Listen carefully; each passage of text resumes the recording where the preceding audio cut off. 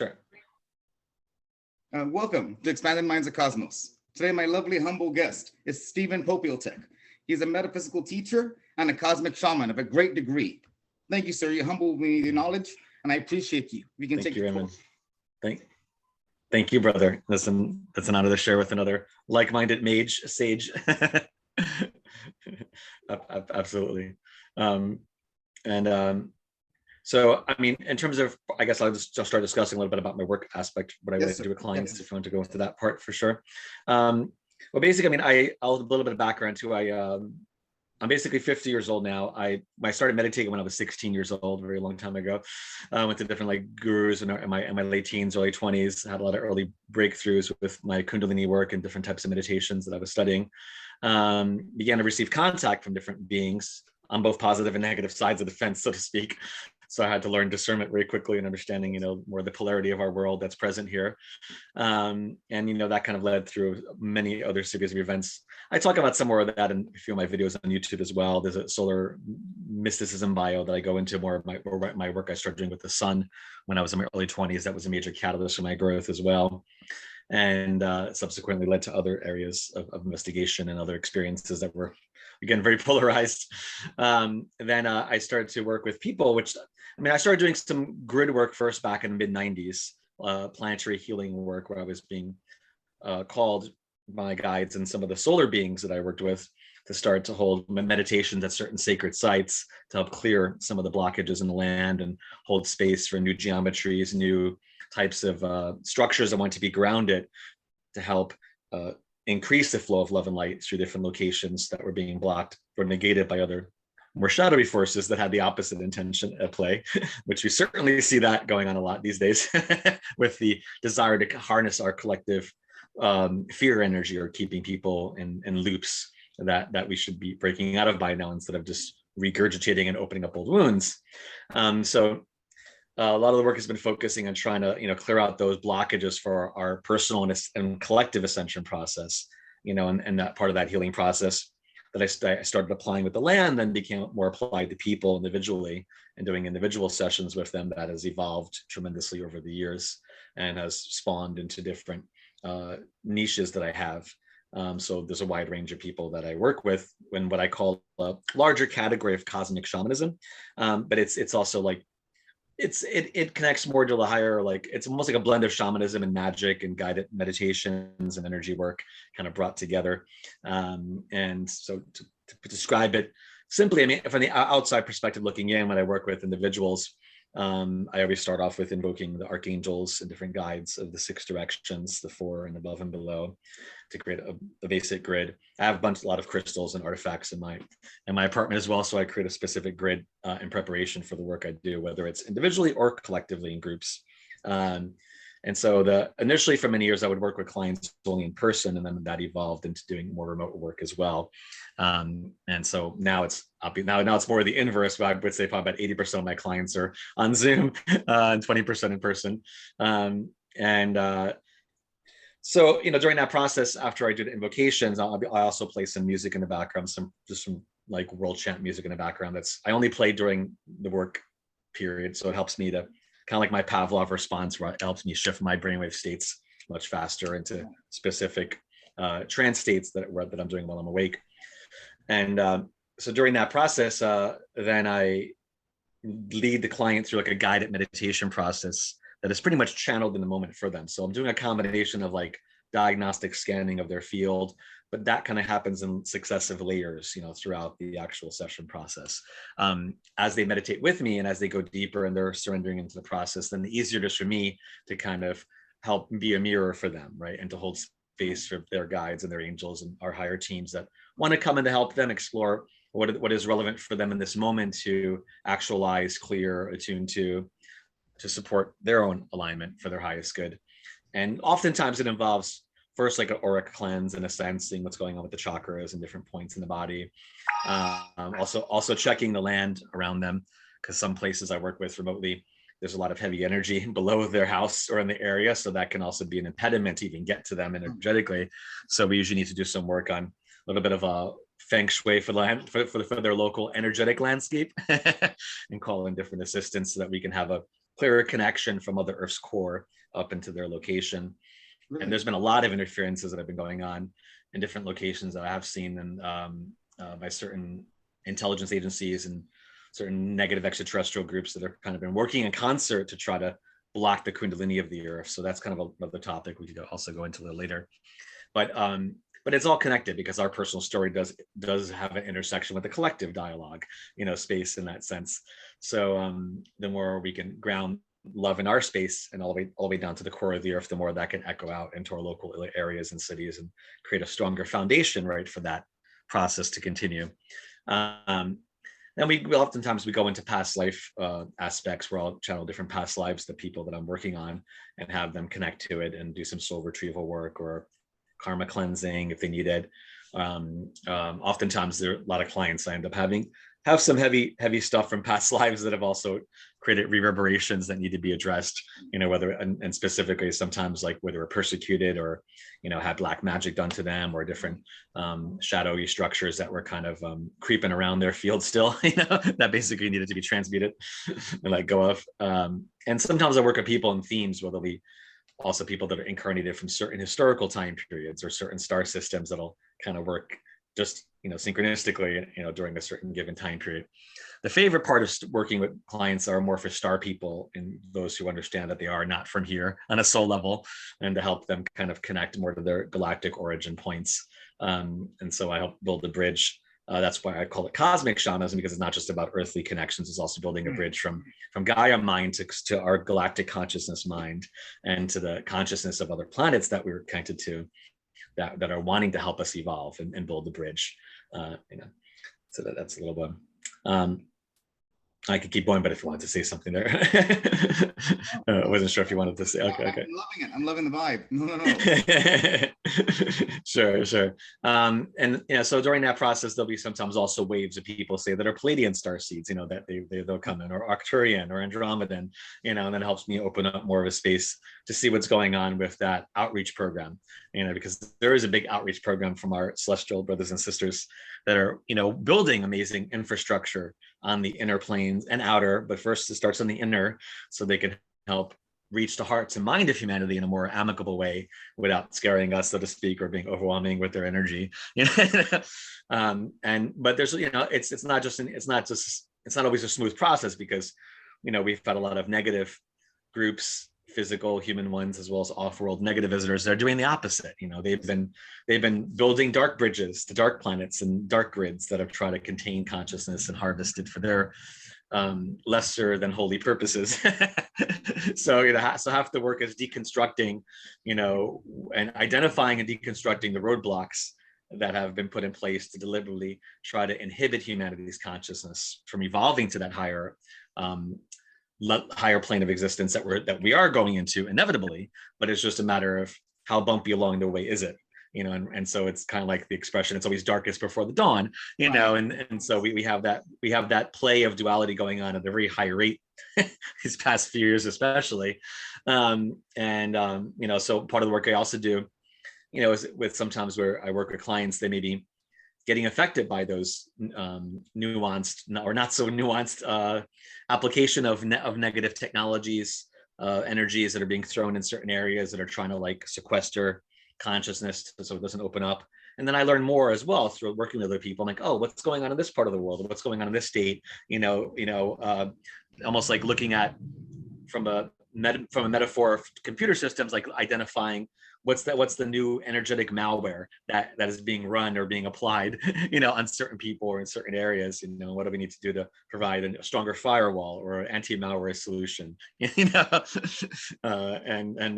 So it definitely keeps me busy. And I do the group work as well. The regular group work is more new moon, full moon meditations, and also during equinoxes, solstices, and other special alignments that occur as well. And it's a similar idea, but I'm working more the group, both in person as well as on Zoom at the same time. And in those situations, we're working more, even still in the beginning, especially if there's new people involved, we still have to do work to kind of help us calibrate as a circle of intention so that we're not weighing each other down with our own crap, so to speak. So there's a part we need to kind of clean and ground and center ourselves.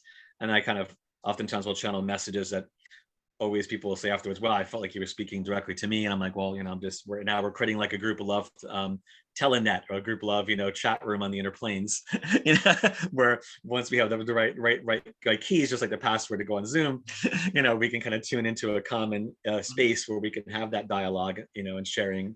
But it can be sometimes the reception isn't as good if we're not as calibrated because of our own drama or shadow that we're carrying. So we need to kind of clear some of that first, so that we can be as sparkling antennas as possible to create that kind of group resonance. Think of like circles of light coming from each person and creating like a mandala, Right.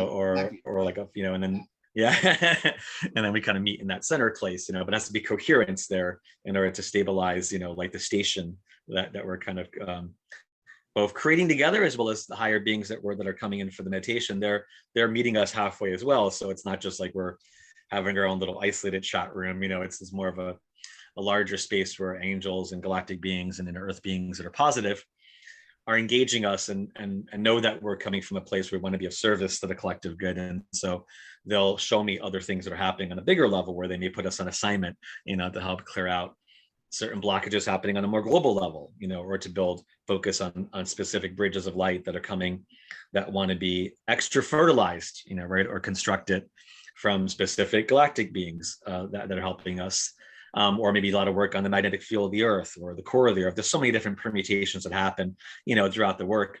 Sometimes there are themes that get repeated every few months or every certain cycles. I don't consciously know it. It happens as we're in there. I'm like, oh, okay, now they're doing part 2 of this work that we started a few months ago, or it's also because it's like a real-time hyperspatial kind of weather forecast. If there's like storms brewing on the astral plane or things that are creating turbulence, we need to identify that and try to see what role we can have with holding an alternative space, like a ray of the sun through the cloud.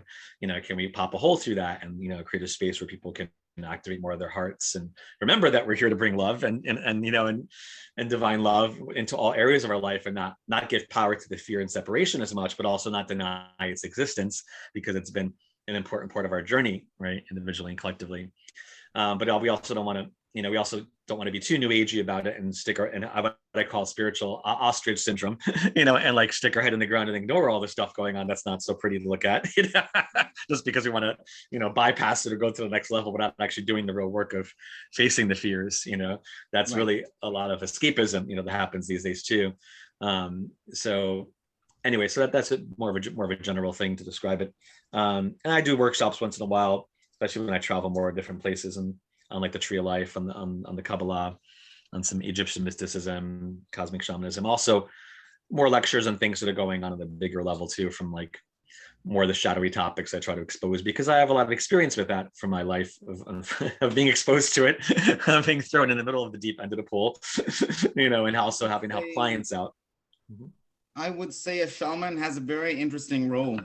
They are in one foot on land, one foot on water, so to speak. They are, so to speak, metaphorically speaking, middlemen, and they don't really choose this route as much as it is chosen for them by some path, and this training is rigorous, and yes, they go through it. However, there's usually some starting point there. And they have a very interesting point of view, very positioned, but I believe anyone can connect to this light source within, this inner awareness. Yeah. But the trick of the shaman, the interesting thing is, it is up to them to combine art, science, and mysticism all in one, to put together these sacred puzzles and the sacred geometry of life into something that makes sense. So it's a great puzzle unraveling here. And as well, would you say the term like holiness? It's very true. It's very real. And the whole concept of evil, to a point, it is real. And this is just misunderstood, because it goes way beyond these differentiations, these different terms, these different, like angels, demons, spirits, devas, extraterrestrials. There's so much more than just black and white, though, so to speak. There's so many different things when it goes into it. That's just the great basics, very respectful basics. But once you get more into it, there's draconians, reptilians, Pleiadians, we can go on those subjects. But the whole point is our evolution and how each one has a say in it, whether they be angelic somehow, extraterrestrial somehow, demonic somehow. And I'm circling back to how a shaman has that great role of understanding the difference and what's going on in these situations. And when they're channeling and activating anything, they know exactly what they're doing. They can't make a mistake about it, you know, and that's what makes them a very interesting, pristine, beautiful role, because they have to differentiate that difference for others that are still bridging that gap or trying to do that soul retrieval or those fragments. And, you know, they have to unify them, you know, and there's so many cleanses going on, chakras, and especially the star seeds that are from other solar systems and everything. You know, a lot of them, they can feel very lost and confused, you know, and they have memories of abductions and everything. And I have a few of my colleagues go through that. One of my interviews was with a Geraldine Orozco, I believe, and she had so much interesting information on this. Another one was Joseph Powell. A lot of interesting people have given me so much. Oh, yes. Yes, sir. Yes. So a lot of them have given me so much information on this, and there is a beautiful bridge, the gap here between all of them. It's, you know, right away people want to say Christianity, you know, extraterrestrial, demonic. It's all connected. Somehow it's all connected. And it's the role of the shaman to figure that out, you know, to really get there in that trance, so to speak. And once they're in that trance, that channeling can happen, you know. So how can, in your humble wisdom, how can someone get into this light from the first time, and or if they're really feeling a connection to this concept and they're like, wow, I really want to help out to this cause or feel my inner light? You know, a lot of times a shaman would say what they do is help themselves, clear themselves, you know, make sure everything's okay in here first before anything. Because ironically, absolutely.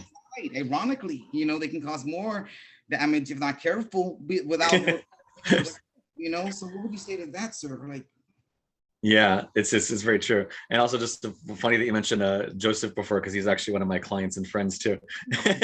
yeah. He's got well, we could do a whole interview of me, wild stories and stuff that's come up working on him in terms of, you know, the stuff it's incredible. But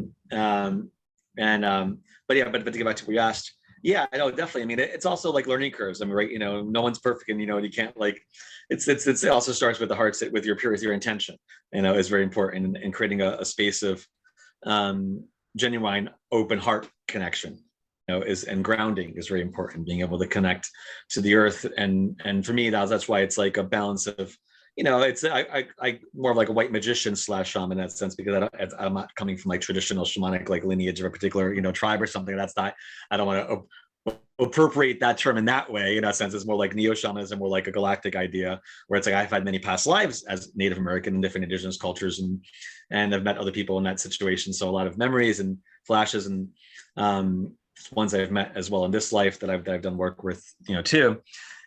So I can definitely respect and understand the different nuances of it, some of their aspects. And like, you know, more traditional shamans also have a tendency to, some of them will work with different substances. I don't really do any work with any substances, except I used to do once in a while some work with like mushrooms, magic mushrooms with people, if they, you know, in small groups. When occasionally I would do that in the past. And, you know, that's the only thing I'd ever say would be recommended. I find have been powerful to work with people with that, since it is very natural and been used by thousands of years for people. Research in this, in the many Tibetan and ancient schools as well, and it goes beyond lineages as well.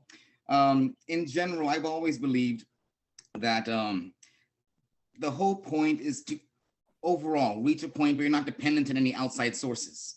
You know, some schools that have studied in lineages, because I'm a Tibetan lineage holder of the Nyingma tradition. So this is a great meeting here and a great unification. My specialty and field would be the evolution of what humans and monks from lineages have passed on from student to teacher, student to teacher, student to teacher, you know, going back 3000 BC, and then yours would be cosmic, going outside, and that's so beautiful. Once, you know, so I think it's a beautiful, one of a kind unification, and I bow to you. And I've studied. Oh, thank you. Likewise. They have mentioned how mushrooms, DMT, ayahuasca, some even use sacred sex. I bow to all these. Yes, these all valid. For sure.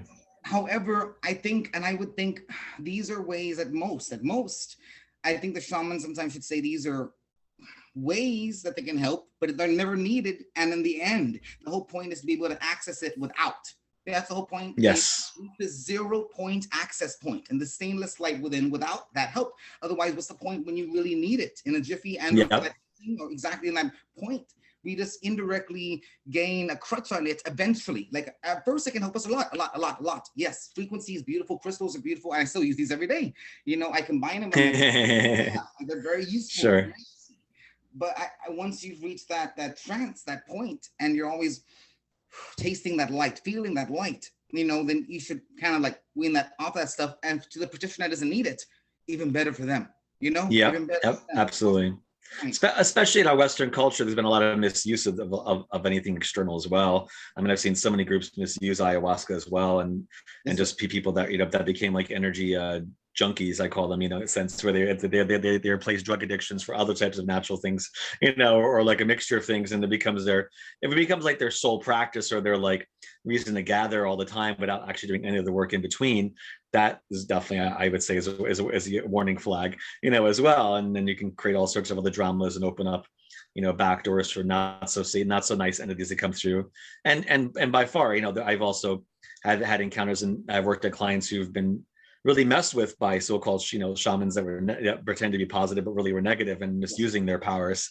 So there's a lot of that, the same way in the magic community of white magicians and, you know, dark magicians, and it's this, you know, the same thing. You have a lot of these. It's all around the whole. Every religion, every movement has had their light and shadow aspects, and those who put on the masks in order to, you know, do one role or while they may be doing the other role behind the scenes. So that's where the discernment, you know, and the importance of self-awareness is vital, right? To know your own connection. So then the more you know yourself, then the more you can know others, obviously, right? And that works on both sides. I mean, so, you know, when I work with past lives, it's not always positive past lives. You know, there's a lot of light workers that have had some very dark past lives, you know, as well. And that's important to address and understand, because sometimes light workers get too self-righteous in their stance, you know, of like overly judging some of the darker things that are happening. I'm not to give a permission slip, but to be able to transcend the duality game, you have to be able to understand that, you know, there are times when you walked in that same path, you know, as in a past life, and be able to transcend that charge. We have to also understand how it is to walk in their steps, you know. And so oftentimes we'll choose lifetimes for different reasons, maybe where we want to infiltrate, you know, especially for certain star seeds that have been involved in like bigger galactic wars and galactic battles. Oftentimes they'll choose to become one with the enemy, literally, and incarnate as a negative being in that planet or on the earth, in order to understand, you know, their strategy and understand why their choices are made the way they are, like what would tempt the soul to go down that rabbit hole in the dark side versus the light side. You know, those are very important learning lessons, as well as abilities to then be a Trojan horse of light, you know, later on through the timeline, so that when you awaken, then you can send light retroactively through all those branches that you've influenced when you were on the other side. And maybe now you become like an agent for the light that pretended to be dark for a while, but now that you've woken up again, you're showing a path of redemption for those who are still on the shadow side, to remind them that even though they have chosen that for so many millennia, that they have an option to go back to love and unity if they so choose to. Because sometimes some of the negative entities are souls that have chosen a negative path for so many lifetimes forget that there's even an option anymore to return, because they're so programmed in their own fear and their own separation. So having some light workers who sometimes become dark workers in those lifetimes, you know, and then they switch back to light. It's a bit of a chess game to help remind some of the souls, hey, this is a game as well as a place where you can transmute and transcend the game, you know. And also at the same time, we can send light through those systems to help deconstruct some of the structures that the dark groups have gathered over time, so that we can help it crumble faster from the inner level out, you know. So it becomes very interesting, you know, when you get into more advanced work like that and seeing the subtle ripple effect we have across time, because it's very nonlinear and it's very cyclical. These things are going on all the time, especially now. There's just been, you know, past few years, there's been a lot of like what I call like time wars and time battles, where a lot of fights and groups have been trying to manipulate the timelines, you know, to try to buy more time for their matrix reality, you know, and to try to delay the ascension. So it's even more important that we do work to, like I said, to bless our ancestors, giving thanks for our lineages, really sending light back through time, so that it can become more like a mirror that shines back to us and gives us a thrust forward, so that we're not weighed down by the weight, you know, of any unresolved shadow stuff from your own personal lineage or from your soul lineage. But important to like fractalize that light, you know, in all directions in time, so that we can then take off, so to speak, and then it's easier for the earth to do the same thing. but it can be challenging and painful, and and a lot of tears with it. And it's not all like fun and games and light. It gets very real, and that the death and rebirth process is like the phoenix, and and it pushes up our attachments to things that we've had before, and people as well in our lives that come and go, and at different times. And it's all that lesson of detachment, letting go, but also hope, and and knowing the cycles do orbit back. Being more conscious of what you want to orbit back is even more, and making that boundary. A lot of boundaries are important these days to really make clearer lines in the sand to be like, no, like I'm not going to take, especially if people are being victimized or caught in that loop. It's very important that they try to transcend that mentality, and call out their abusers, so to speak, whether it's physical people, whether it's energetic, whether it's harassment coming in from other realms. Those are still like categories of abusers that we need to be like, no, we're choosing not to engage. We don't give permission for any abusers in our life, no matter what form they take. And being able to heal and draw that line is important, because I've had a lot of attacks myself on working with different people and just getting attention from different groups that are not so nice. And, will test me or throw a lot of stuff at me that's not good. Sometimes it's depending upon where I'm at that time, it can be physically painful or just energetically, and where my shields will block it. But other times you need to, it's not always a cut and dry process, because, living in a big city like New York, there's a lot of stuff in the background, a lot of physical noise, harmonic noise, electromagnetic noise. So, doing the work here, as opposed to say in a beautiful, island somewhere, is very different. So doing the urban shamanism and the magical work can be a little more hardcore doing it in a place like this, just because there's a lot more stuff I need to cut through in order to make the connection as clear, but also it's a bit like going through the underworld to get to upper world, we have to kind of you have to dive down before you go up.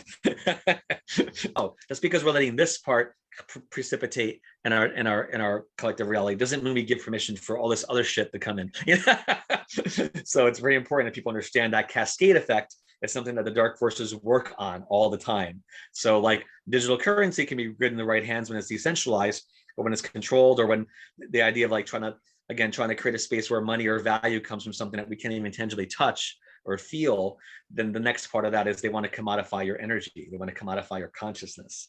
So it's like from digital currency to energetic currency. You see, so sometimes there's like slippery slopes where these groups, or like from the AI aspect, where they want to throw us into that, the new metaverse or digital AI wonderland playground, where they try to advertise it.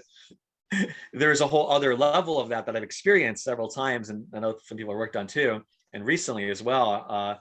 I had to get myself out of, but I mean, it's pretty impressive what they do have out there, but it's unfortunately not being used for the good side. Right. Yes, but they have technology where they can literally project it in your field, like etheric or astral wire systems and interfaces. So it's really, think of like a VR goggles you have, but it's an energetic one in the astral plane. They can literally put it on your field. So when you close your eyes, literally you're seeing this like video game where you're seeing this computer reality, or the digital screens popping up in front of your eyes. So I'm like, what the hell is that? Or when you're sleeping in dream plane, if they have it on you, you can go out of body and you'll be in that other fake reality that they've created. So really the matrix is more of an overlay to our reality. It's not reality that's a matrix, it's an overlay, where they want to create subsets of reality to trap people in those subsets, so that people free will feeds the fake reality instead of being open to the new reality. And so this it's almost like bringing AI to the inner planes, or bringing cyberspace to the inner planes, is what they've been really working a lot on the past couple of years in different ways. And so that's something we have to be aware of, because right. You can break out of it, but when I saw it more recently, it was very annoying, and a friend of mine helped me clear out, because they were trying to run these AI like etheric wires, like it's got like 4D printers, I call it, where it's like they learn how to print, it's like their electronic equipment that exists in 4D. It's not just 3D. So it's almost like an energetic like template of an actual, say, computer, but it exists on that dimension, and it runs off more like thought form energy or chi energy. And so there's like 3D technology that can interface with 4D, and then there's technology that exists, say, in 4D itself, right, that can interface with 3D. And so that's where some of the alien ships and higher technology groups, exactly. I was thinking that right now, actually, use that. You see what I'm saying? So that can interface more with your dream body or astral body. So what they were trying to make me do in the recent adventure, like I got pulled into, because I was like, what is going on. I close my eyes, I start seeing all these computer screens, and I start seeing a video game. I'm like, this is not my normal third eye. It was pulling me into the spirit reality, and then I open up, close my eyes again. I'm back in it again. I'm like, oh my God, then I fall asleep and I'm in this like video game, like literally going into it, and they're having me choose certain options that are like a carrot on a stick to try to like, make me feel unrested and stuck there. And I'm like, this is not the place I need to be at. Then I'm going further, and I see like one whole area of that metaverse and the inner planes is being controlled by China. And they're like, hey, you want to come into our arena? I'm like, no, I definitely don't want to go there. Because China was scary enough with the AI. I don't need some metaverse of China trying to trap me in there. And they're like, oh, but don't you want to donate part of your astral body to become a pixel of our fun new landscape here? And I'm like, what? No. No, I do not agree to that contract. But sounds so inviting. Oh my God. Yeah. Totally. Yeah. That's literally what they're trying to do, is literally use people's dream seeds, or my friend called that, or pieces of our astral body as pixels of this fake VR realm on the inner planes. So they try to make it more appealing than the physical reality you're in. So they try to coax people to spend more time there. The way they coax all the young star seeds to be online all the time instead of actually being outside or developing their third eye. It's the same idea, to take into the next level. So where we have to be able to reject that and be like, no, we're not choosing to give her any. And then they try to throw advertiser. I'm like, wait a minute. Now they're trying to commodify our astral bodies literally in that fake reality. I literally saw, which made me laugh. I'm like, I have to find out who owns Etsy. I literally saw a sign of Etsy being thrown into my third eye, where they were trying to brand my third eye in that inner plane space with Etsy. I'm like, Etsy? Why is it? I'm not going to be a walking billboard for some corporation in this new little VR realm that they're trying to create. But that's literally their mentality. Like, oh, can you tag people's fields with like corporate advertisers? I'm like, oh my God. Like, no. I hate to say it. Wow. That's devious. So creepy, dude. But again, it's being aware of it. It's like, no, I'm not. This is not a reality. But we had to unplug. We literally saw that they had the energy lines going into ley lines underneath my apartment, and they were trying to run it into my bed where there was a rift. So they had to seal the rift, see what's going on the ground around you, close it off. Like, no, I don't get permission for any kind of negative technology to run into my property, into my space. As the angels and guides to seal it off.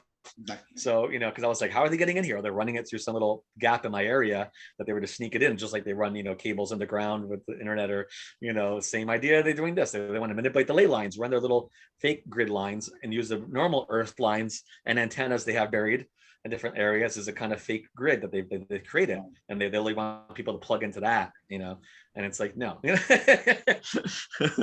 Make that choice. Say, no, definitely not. Exactly.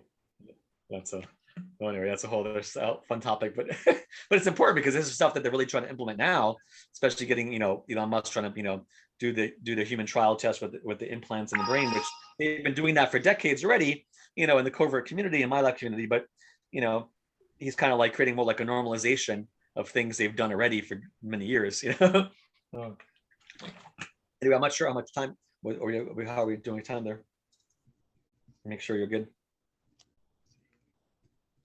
Making sure I'm taking vital notes here. Oh, good thing you're recording too. Yes, exactly. But I have to keep my brain active as much as possible. It helps me spiritually, mentally, to keep my mind active in these concepts. I'm always meditating, taking meditation retreats. I'm always working my inner self, my awareness. Speaking to individuals like you helps me tremendously. And I appreciate you. And I know likewise, all of Earth appreciates you. And outside of Earth appreciates you.